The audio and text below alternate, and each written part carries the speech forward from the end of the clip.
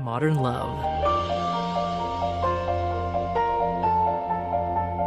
Stories of love, loss, and redemption.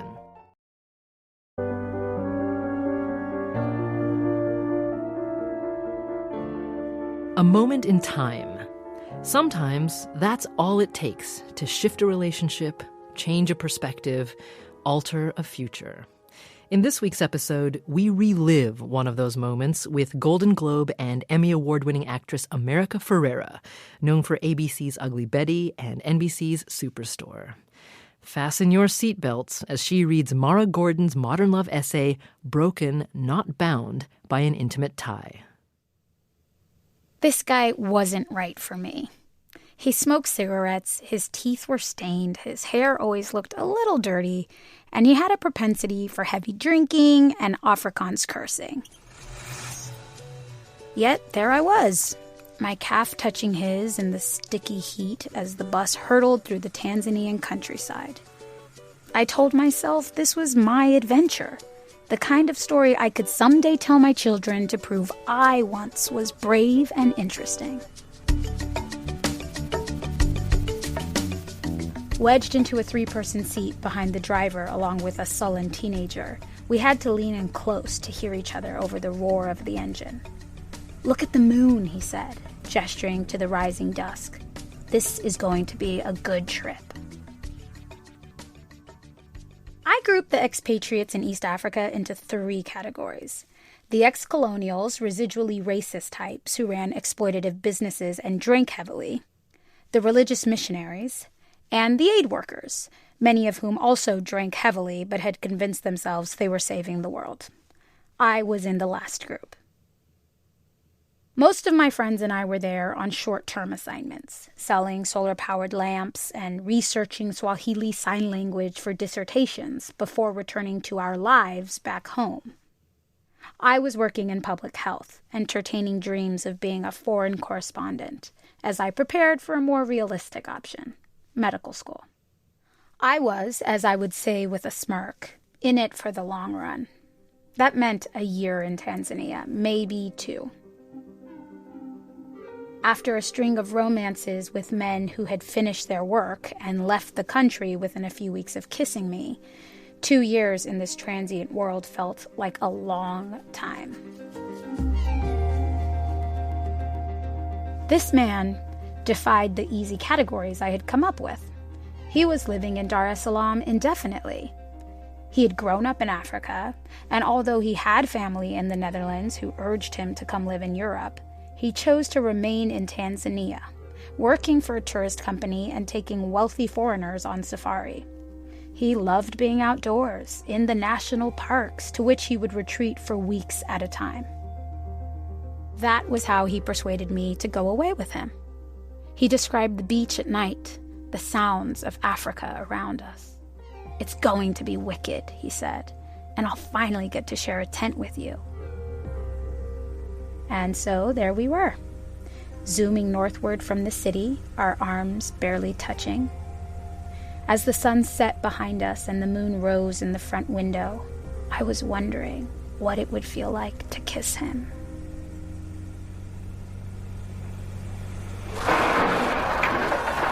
When suddenly there was a blast of impact, a deep crunching, and I felt shards of glass spray my face.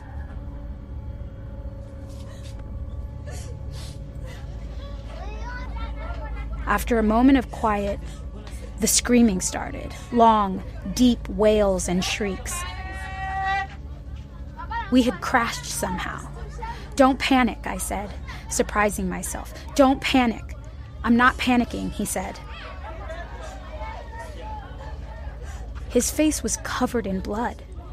Behind us, passengers moved about slowly. I saw our driver jump out through the smashed front window, darting from the scene. "We need to get out," I said. We followed the driver's path out through the broken front window, and once outside, I doused a t-shirt with water and used it to wipe his face. I had thought the blood was his, and it shocked me to realize most of it wasn't. He was barely bleeding. The bus had sideswiped something, and everyone behind the driver on the right side was uninjured. I found only a few flecks of glass in my forehead.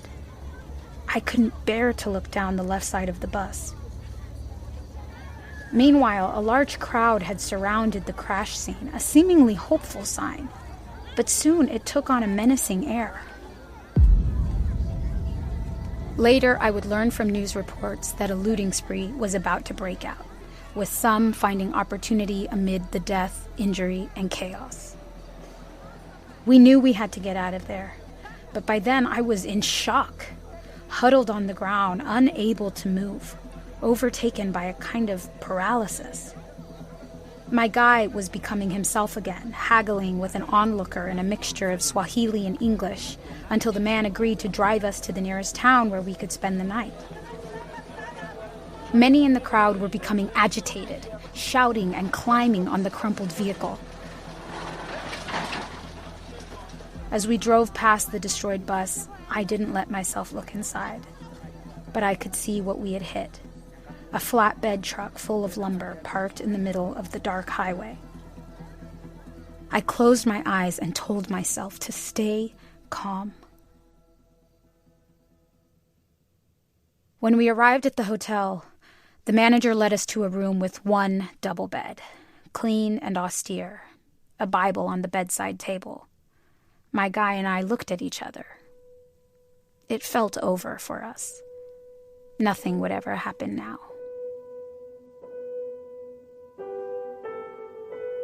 When I woke up the next morning, he was pacing outside on his phone, arranging for a friend to pick us up. We had spent the night inches from each other, not touching, falling asleep only after splitting a sleeping pill I had in my bag.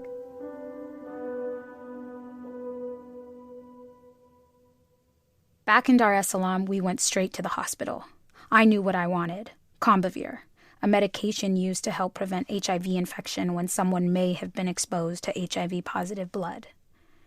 On Monday, my roommate showed me the newspaper headline that announced the devastating toll. 27 people had died in the crash, and many of the dead and injured had been looted for their valuables by the mob.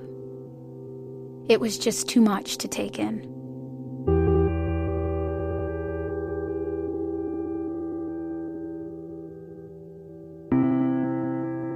In the accident's aftermath, I started to ignore him. I avoided his calls. When he showed up at my apartment later that week, I let my roommate talk to him. When I finally came out to say hello, he looked shaken, fidgeting with a pack of cigarettes. I could tell he wanted to talk about it, but the thought made my stomach turn. I didn't want to explore the awfulness of what had happened or my guilt for having survived. I was in denial, and part of my denial was denying him. I just wanted my private moments of gratitude, feeling the sun on my arms and my muscles moving when I jogged after work. "Why are you avoiding me?" he texted. I didn't respond. Sometime later, I met an American man I had been introduced to by a mutual friend back home. He was more like my aid worker friends, a cerebral and shy academic who impressed me with his schemes to improve rural maternity care. And there was comfort in that, in his familiarity and seeming goodness. Falling into an immediate and urgent romance with him felt like reinforcement that I was alive. I didn't tell the safari guide about him. I rationalized that I didn't have to, since nothing romantic had happened between us. But when I brought this new man anywhere I knew I would see the guide, I avoided his eyes. I felt as if I had betrayed him.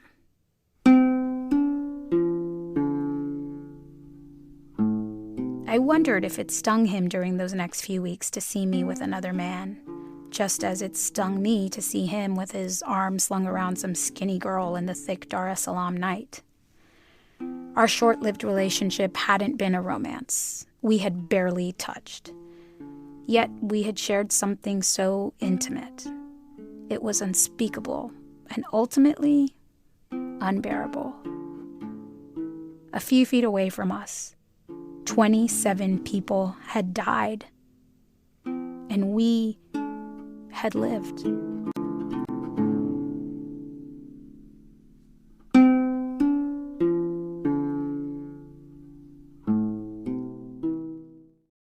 I found it really hard to talk about at the time, as I sort of wrote about in the piece. And my roommate insisted that I go to therapy. So I went to this British, I think she was a psychologist, I'm not sure what her background was, who was living in Dar es Salaam. And, you know, the first thing she told me was that the expat community in Dar was very small. So if she saw me in a grocery store or, you know, at a restaurant or something, she would not acknowledge me. And I understand where she was coming from, but I feel like that sort of set the tone for our therapeutic relationship. And I think I found it really difficult to be a patient.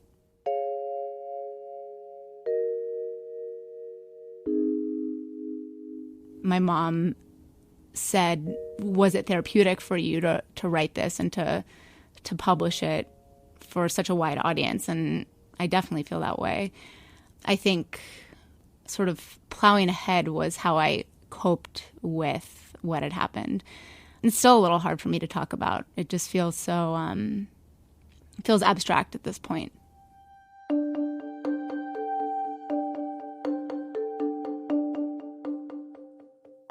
You have this incredibly weighty story up against this very light story, which is her flirtation, and they don't match. One story is enormous and the other one is small.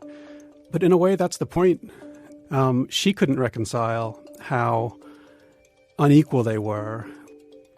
Also remarkable in this story that she really gets to the meat of is intimacy is not always just a positive thing sometimes. Like in this case, intimacy is enduring this horrible thing together. And it almost brought them too close too fast.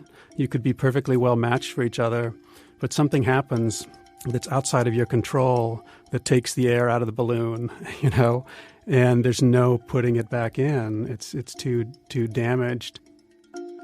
So I have not really been in touch with the safari guide. When I was still in Dar es Salaam, we were part of the same peripheral group of friends, and I would see him around. But the lightness and the flirtation, all that was totally gone. The guy I mentioned at the end of the piece, who I met literally a few days after the crash, he and I had a short but meaningful relationship, and he read it. And he sent me a very kind email after it came out. He said that he always felt like I was withholding something about what had happened in the accident. And now he finally understood. And I think we both got a little closure from the publication of the piece, which was really nice.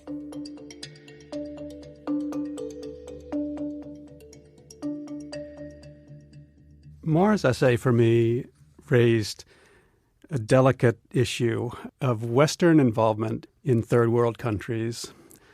This idea that they're there to help, but they're sort of interlopers in the lives of people who are less fortunate than they are.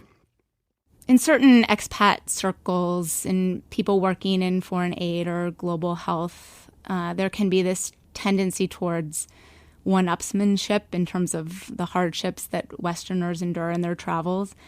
And, you know, there's sort of this bravado, I'm so adventurous, I rode such a crowded bus.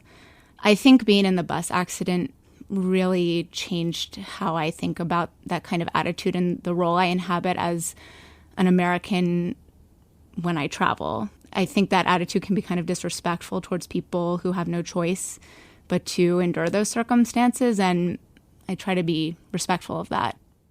Maura Gordon's experience in Tanzania was life-changing, to say the least. She returned home after a year in Dar es Salaam, but was soon back on a plane doing more public health work in Africa, this time in Malawi. She spent a year there, and Maura now lives in Philadelphia, where she's focused on issues closer to home. I see myself working to fight health inequality in my own community these days. That may change. I still love to travel. I'm not ruling anything out, but we have a lot to work on here in Philadelphia, and I feel pretty excited and motivated about that. Maura Gordon, author of Broken, Not Bound by an Intimate Tie. Maura graduated from medical school last year and is in her first year of residency training as a primary care doctor. You also heard from Daniel Jones, the editor of Modern Love for the New York Times.